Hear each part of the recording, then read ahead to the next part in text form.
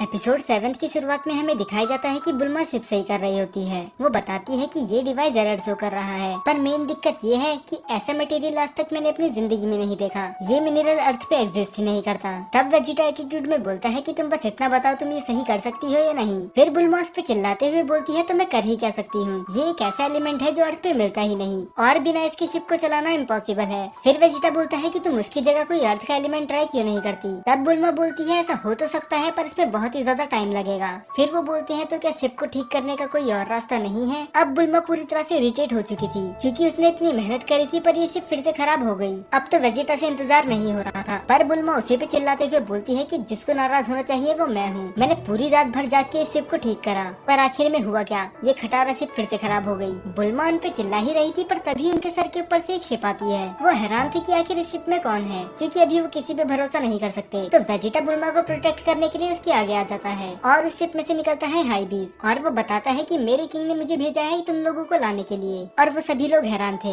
फिर हमें demon world का सीन दिखाया जाता है जहाँ पर गोकू एक ब्लैक डम्पलिंग खा रहा होता है। पांजी उसे बताती है कि एक डम्पलिंग 2 मील्स के बराबर है, इसे हम इमरजेंसी में यूज करते हैं ताकि हम कम खा के भी पेट भर सके। तो गोकू वो ट्राई करके देखता है और एक डम्पलिंग खा के ही उसका पेट फूलने लगता है, पर वो गोकू है, वो कहाँ रुकने वाला है। तो वो दूसरा डम्पलिंग भी खा जाता है और उसका पेट और फूल जाता है। पांजी बोलती है कि मैंने तुमसे कहा था कि एक डम्पलिंग 2 मील के बराबर होता है, क्या तुम मेरी बात सुन भी रहे हो। तब पांजी अजीब सा मुंह बना के बोलती है कि मुझे यकीन नहीं होता कि तुम एक अडल्ट हो। और वो बोलती है कि तुम अपने बच्चों को कैसे रेज करते होगे, तुम्हारी तो खुद की हरकतें बच्चों वाली हैं। फिर गोकू बोलता है कि इसके बारे में मैं ज्यादा नहीं सोचता, और ये बात सही भी है क्योंकि जब गोटेन पैदा हुआ था तब तो गोकू मरने में बिजी था। दूसरी तरफ हमें दिखाया जाता है कि हाइबीज उन्हें अर्थ से लेके जा चुका होता है। बुल्मा पूछती है कि आखिर किबीटो हमारे साथ क्यों नहीं आए। तब पिक्लो बताता है कि वो टेम्पल का ध्यान रखेंगे, और वैसे भी अब हाइबीज हमारे साथ है तो वो हमें ज्यादा अच्छे से गाइड कर पाएगा क्योंकि उसने ये जगह देखी है। और हमारा वेजिटा तो हर बार की तरह शांति था। इसके बाद बुल्मा हाइबीज से बात करने लग जाती है। फिर हाइबीज बताता है कि मुझे बस तुम्हें तुम्हारे दोस्तों के पास छोड़ना है ताकि मैं ब्यूटी पार्लर जा सकूं। तब बुल्मा अजीब सा मुंह बना के बोलती है क्या माजिन भी ब्यूटी पार्लर जाते हैं। तब हाइबीज अपने किंग को कॉल करता है और वो बताता है कि वो डीमन वर्ल्ड पहुंचने ही वाले हैं। तब उसका किंग बोलता है कि गोकू और बाकी लोग भी तामागामी से लड़ने के लिए निकल चुके हैं, तो तुम भी जल्दी से यहाँ आ जाओ और आते ही मुझे कॉल करना। फिर दूसरी तरफ हमें दिखाया जाता है कि पांजी प्लेन के बाहर देख रही होती है और वो कुछ चीज नोटिस करती है। फिर वो ग्लोरिया से बोलती है कि शिप को जल्दी से रोक ले क्योंकि गोमा की आर्मी हमारा पीछा कर रही है। फिर ग्लोरिया भी बोलता है कि हमें रूट चेंज करना होगा क्योंकि हमें अभी कोई ड्रामा नहीं चाहिए। पर आज उनकी किस्मत इतनी अच्छी नहीं थी क्योंकि उन लोगों ने उन्हें चारों तरफ से घेर लिया था, पर उन्हें कैसे पता चला कि ये इधर है। गोमा की आर्मी उन्हें ऑर्डर देती है कि चुपचाप से वो सरेंडर कर दे। अब इनके पास कोई और रास्ता नहीं था बस उनकी बात सुनने के अलावा, क्योंकि ये नहीं चाहते थे कि इनकी शिप को नुकसान पहुँचे। फिर पांजी बोलती है कि मैं समझ गई कि उनने हमें कैसे ढूंढा। वो बताती है कि कल उनने मेरे कॉलर को स्कैन करा था और उन्हें शक हो ही गया होगा कि गोकू हमारे साथ ही है, तो वो इस कॉलर को ट्रैक करते हुए आ गए। ये हमें पिछले एपिसोड्स में बताया गया था कि किस तरह वो कॉलर से किसी को भी ढूंढ सकते हैं। और पांजी बताती है कि थर्ड वर्ल्ड में हर किसी को ये कॉलर पहनना होता है, चाहे वो उसे पसंद हो या ना हो। फिर गोकू बोलता है कि तुम उसे उतार के नहीं देती। तब पांजी बताती है कि मैं ऐसा नहीं कर सकती चाह के भी। पर तब ग्लोरिया बोलता है मुझे नहीं लगता कि उन्हें पता है कि गोकू हमारे साथ है, क्योंकि अगर ऐसा होता तो वो बिना बोले ही हम पे अटैक कर देते। तब गोकू बोलता है कि इनसे डरने की वैसे भी कोई बात नहीं है, हम डायरेक्ट इनसे फाइट ही कर लेते हैं। पर तब ग्लोरिया उसे समझाता है कि अगर हमने ऐसा करा तो हम दूसरे वर्ल्ड में नहीं जा पाएंगे, क्योंकि अगर इन्हें पता चल गया कि हम तुम्हारे साथ हैं तो ये हमें भी वांटेड लिस्ट में डाल देंगे। तब सुप्रीम काय गोकू को बोलते हैं कि तुम पीछे छुप जाओ। पांजी बोलती है कि दरअसल ये कैसा आइडिया है, वो तो पूरी शिप चेक करेंगे। पर सुप्रीम काय बोलते हैं कि तुम बस मुझ पे भरोसा करो, और अब उनके पास और कोई रास्ता था भी नहीं। तो सुप्रीम काय उनसे पूछते हैं कि आखिर तुमने हमें क्यों रोका है। और अंदर पांजी डरी हुई थी कहीं वो गोकू को पकड़ ना ले। पांजी का मन तो नहीं था गोकू को अकेला छोड़ने का, पर वो बाहर आ ही जाती है और गोमा की आर्मी पूरी शिप को अच्छे से चेक करती है। और पांजी के दिल की धड़कनें बढ़ती ही जा रही थी कि कहीं गलती से भी वो गोकू को ढूंढ ना ले, पर गोकू कहीं होता ही नहीं है। तो आखिर वो गया कहाँ। और वो तो छोड़ो, ये देख के पांजी भी हैरान थी कि आखिर इसे जमीन निकल गई या फिर आसमान खा गया। पर अचानक से ही कोई इसके शोल्डर पे टैप करता है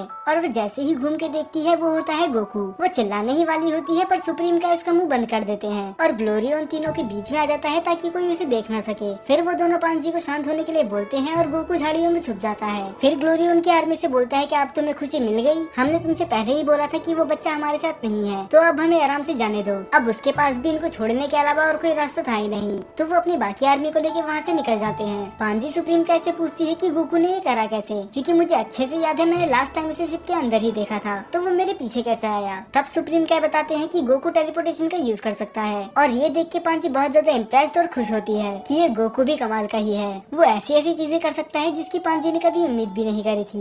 सब कुछ ठीक चल ही रहा था पर वो सोल्जर फिर से आके पांजी को पकड़ लेता है और वो बोलता है कि तुम्हें हमारे साथ चलना होगा। ग्लोरिया बीच में आके बोलता है कि तुम ऐसा नहीं कर सकते। तब वो बताता है कि उस दिन एक बच्ची ने हमारे ऊपर एक ग्रेनेड फेंका था और हमें शक है कि यही वो बच्ची है। सुप्रीम का ऐसे समझाने की कोशिश करते हैं कि ऐसा कुछ नहीं हुआ था क्योंकि ये पूरे टाइम हमारे साथ ही थी। वो जबरदस्ती इसको लेके ही जाने वाला होता है पर तभी पांजी इसको एक शॉक लगा देती है। तब सुप्रीम का बोलते हैं कि अब कोई फायदा ही नहीं पीछे हटने का और वो दोनों ही पूरी आर्मी से अकेले ही भिड़ जाते हैं। और ड्रैगन बॉल में पहली बार सुप्रीम काय को लड़ते हुए दिखाया और सच में ये भी बहुत ज्यादा ही अच्छे फाइटर थे। तो इसी लड़ाई के बीच में इनकी शिप भी डैमेज हो जाती है और ये चीज करके इनने उन्हें और गुस्सा दिला दिया। तो ग्लोरी और सुप्रीम काय भी उनकी शिप बर्बाद कर देते हैं। अब वो लोग डर के भागे रहे थे पर तभी गोकू अपने की ब्लास्ट से उस शिप को रोक लेता है क्योंकि अगर ये हाथ से निकल गई तो बहुत ज्यादा दिक्कत हो जाएगी। इसके बाद हमें दिखाया जाता है कि पांजी उन सबके कम्युनिकेटर खराब कर रही होती है ताकि ये बाकी लोगों को ना बता दे कि हम गोकू के साथ हैं। और वो उनको शुक्रिया भी करती है क्योंकि अगर वो चाहते तो वो बिना उसके आगे बढ़ सकते थे पर उन्होंने उसकी मदद करी। पर अब सबसे बड़ी प्रॉब्लम ये थी कि उनके पास कोई शिप है ही नहीं। पर तभी उनकी नजर पड़ती है उन सोल्जर्स की शिप में जो कि बहुत ही अच्छी कंडीशन में थी। तो सभी वो शिप में जाने लग जाते हैं पर पांजी बाहर रुक जाती है। वो उससे पूछते हैं कि तुम अंदर क्यों नहीं आ रही पर वो आने से मना कर देती है क्योंकि अगर मैं तुम्हारे साथ आई तो वो लोग फिर से आएंगे इस कॉलर की वजह से। तो अच्छा ही होगा कि तुम लोग अकेले जाओ। तब सुप्रीम काय बोलते हैं कि मैं कॉलर देख सकता हूँ और जिसका डर था वही हुआ। ये कॉलर कैचीटाइट से बना हुआ था। अगर आपको याद है तो कैचीटाइट वो मेटल है जिससे जी शॉर्ट को तोड़ा गया था और जिससे टूर्नामेंट ऑफ पावर का स्टेडियम बना था। तब पांजी बताती है कि किस तरह हर डीमन वर्ल्ड के बच्चे को ये बचपन से ही पहना दिया जाता है और हमारे पास बस दो ही रास्ते होते हैं, या तो उसे पहने रखिए या फिर मर जाएं। फिर सुप्रीम काय बोलते हैं क्या मैं इसे उतार दूं? फिर पांजी बिल्कुल हैरान होती है और वो बोलती है क्या तुम ये सच में कर सकते हो? तब वो बोलते हैं कि मैं ट्राई कर सकता हूँ क्योंकि ये मेटल काइस के वर्ल्ड से ही आया है तो शायद मैं इसे तोड़ सकूं। तब वो उसके कॉलर पे हाथ रख के एक मंत्र बोलते हैं और वो मंत्र बोलते ही उस कॉलर के 1000 टुकड़े हो जाते हैं। और इसके बाद तो पांजी की खुशी का ठिकाना नहीं था। वो खुश थी कि आखिरकार उसे फ्रीडम मिल गई। वो अपनी पूरी जिंदगी में पहली बार आजाद महसूस कर रही थी। अब कोई नहीं था जो कि उसे ट्रैक करेगा या फिर उसे मार सकेगा। फिर पांजी बोलती है कि तुम तो कमाल के हो क्योंकि आज तक कोई भी मैजिक इस पे काम नहीं करा पर तुमने ये करके दिखा दिया। ये बात मैंने पिछले एपिसोड में भी बोली थी और मैं इस एपिसोड में भी बोल रहा हूँ कि डायमा में सुप्रीम काय की जितनी भी तारीफ करी जाए वो कम है। फिर पांजी पूछती है क्या ये कोई खास तरह का स्पेल है जो बस काई यूज कर सकते हैं? तब वो उसे बताते हैं कि इसे कोई भी यूज कर सकता है और ये सुन के पांजी और भी ज्यादा खुश हो जाती है और वो बोलती है कि ये हमें सबको बता देना चाहिए ताकि सब लोग आजाद हो सके। तो वो फिर से शिप में जाने लग जाते हैं। तब पांजी पूछती है कि मैंने तुमसे अभी तक तुम्हारा नाम नहीं पूछा, तुम्हारा नाम क्या है? तब सुप्रीम काय बताते हैं कि मेरा नाम है शिन। फिर पांजी बोलती है कि ये तो तुम्हारा उस दुनिया का नाम है, तुम्हारा रियल नेम क्या है जो तुम्हें डीमन वर्ल्ड से मिला था? फिर सुप्रीम काय बताते हैं कि मेरा रियल नेम है नहारे। और गोकू बोलता है कि तुमने कभी बताया नहीं कि तुम्हारा कोई रियल नेम भी है, अब मैं तुम्हें इसी नाम से बुलाऊंगा। गोकू उनका नाम लेने की ट्राई तो करता है पर उसे अजीब लगता है और वो बोलता है खैर छोड़ो, मैं तुम्हें कायोसामा ही बुलाऊंगा। वैसे सच में ये नाम बहुत अजीब था। ये शिप उनकी पिछली शिप से तो बहुत ज्यादा बेहतर थी। ये दुगनी स्पीड से चलती थी और इसमें कोई कमी भी नहीं थी। पर तभी ग्लोरिया बोलता है कि हमारे पास एक दिक्कत है कि अगर हमने तामागामी को हरा भी दिया और ड्रैगन बॉल ले भी ली तब भी हम दूसरे वर्ल्ड में नहीं जा पाएंगे क्योंकि उसके लिए हमें इस शिप का नंबर पता होना चाहिए और वो हमें नहीं पता। तब पांजी बोलती है कि वो सब तुम मुझ पे छोड़ दो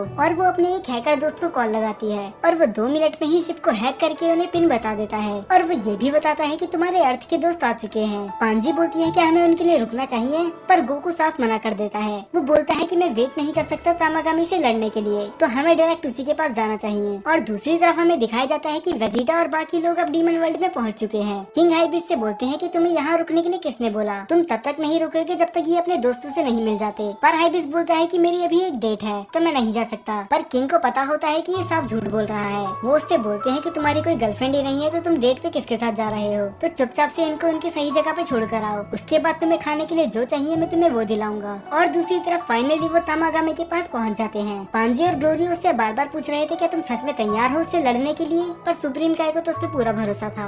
गोकू बोलता है कि मैं लड़ूंगा तो पर पहले मुझे कुछ खाना है। फिर वो कहीं पास ही में जाके कुछ खाने लग जाते हैं और वो वहाँ के वेटर से पूछते हैं तामागामी के बारे में कि आखिरी बार तामागामी से कौन लड़ा था। तब वो बताता है कि आखिरी बार किसी ने 20 साल पहले ट्राई करा था। वो बहुत ही जिद्दी था, वो चाहे तो गिव अप कर सकता था पर उसने नहीं करा और यही रीजन था कि वो मारा गया। फिर गोकू बोलता है कि हम उसे चैलेंज कैसे करें। वो वेटर थोड़ी देर के लिए हैरान था कि आखिर ये बच्चा ये सवाल क्यों पूछ रहा है, पर वो तब भी बता ही देता है कि तुम्हें उसके पास जाके बोलना होगा कि मुझे फाइट करनी है। अब टाइम आ चुका था तामागामी से लड़ने का। पांजी उसे लास्ट वार्निंग देती है कि तुम एक और बार सोच लो क्योंकि खुद डाबूरा भी इसे नहीं हरा पाए थे। पर ये सुन के तो वो और भी ज्यादा एक्साइटेड हो जाता है। गोकू जैसे ही उसके पास जाके अपना मुंह खोलता है वो बहुत तेज के चिल्लाता है। गोकू और बाकी सबके साथ साथ मेरे कान के पर्दे भी फट चुके थे। फिर वो बताता है कि मैं हूँ तामागामी नंबर 3 और अगर तुम्हें ड्रैगन बॉल चाहिए तो तुम्हें मुझे हराना होगा। फिर गोकू बोलता है कि मैं तैयार हूँ और ये एपिसोड यहीं पर खत्म हो जाता है।